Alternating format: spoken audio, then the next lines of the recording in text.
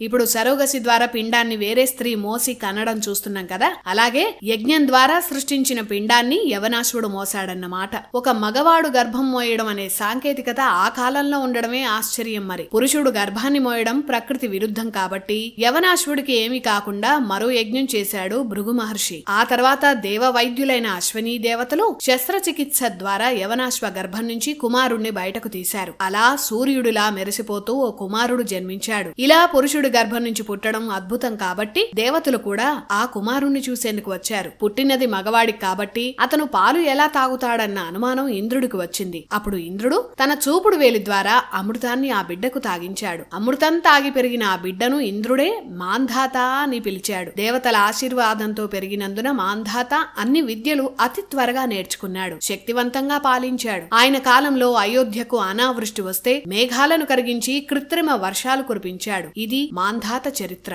వినీ toys Amazon లో కూడా లభ్యం.